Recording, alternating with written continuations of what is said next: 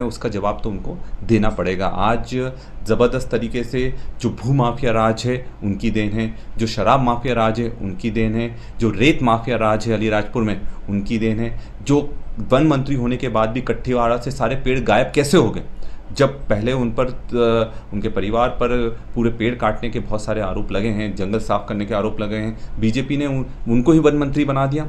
तो कहाँ जंगलों की रखवाले, जब चोर के हाथ में ही चाबी दे दोगे तो वन कहाँ से बचेंगे।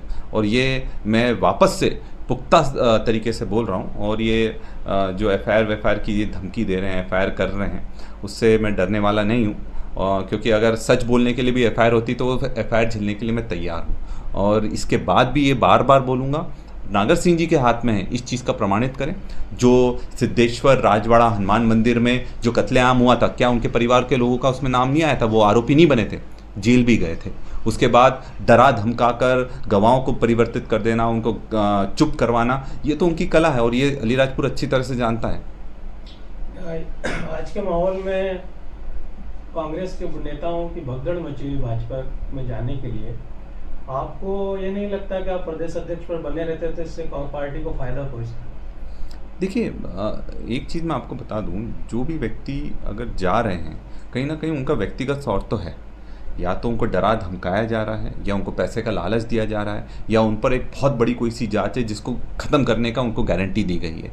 तो ये एक हकीकत मैं आप सबके चैनल के माध्यम से बोलना चाहता हूँ। आजकल भ्रष्टाचार जो करता है वो दो ही जगह मिलता है, या तो जेल में मिलता है या भाजपा में मिलता है, बाकी और कोई जगह नहीं मिल पाता। ये दो ही जगह मिलेंगे, या तो जेल उनको हो जाएगी या फिर भाजपा में वो शामिल हो जाएंगे। बाकी जगह भ्रष्टाचारी नहीं मिलते हैं, और यही भाजपा की रीति नीति रही है कि सत्ता के लिए जो भी करना पड़े वो करते हैं। और जो जा रहा है उनका व्यक्तिगत स्वार्थ है, और मैं तो ये भी कहूँगा कि आज के बाद कल भी आता है, और आज निश्चित तौर पर उनकी सरकार थी, पर इस बार जो ये 400 पार कर रहे हैं, क्योंकि 400 पार नहीं 200 पार होने के लाले पड़ रहे हैं।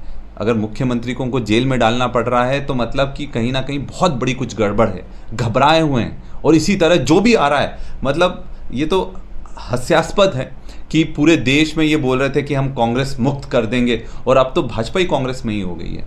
और ये उन्होंने प्रमाणित कर दिया है कि भाजपा चल नहीं पा रही थी सावरकर की आइडियोलॉजी से, तो अब नेहरूवादी लोगों को भाजपा में शामिल कर कर भाजपा को चलाने की बात कर रहे हैं। तो ये तो उनका फेलियर दिखता है। और उनके मंत्री बोलते हैं कि बीजेपी में तो कचरा का प्रावधान है, गीला कचरा, सूखा कचरा, मेडिकल वेस्ट।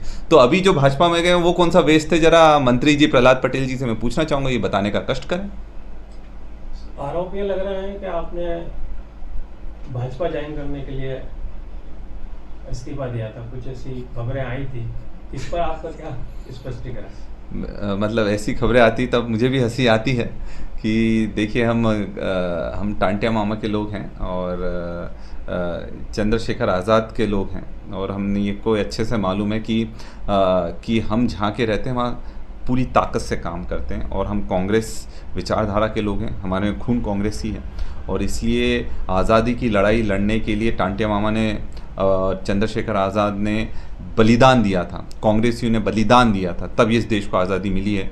और अब ये दूसरी जो आज़ादी की लड़ाई हम लड़ रहे हैं, वो हर बलिदान देने के लिए हम तैयार हैं, पर अपनी विचारधारा से टस से मस नहीं होंगे।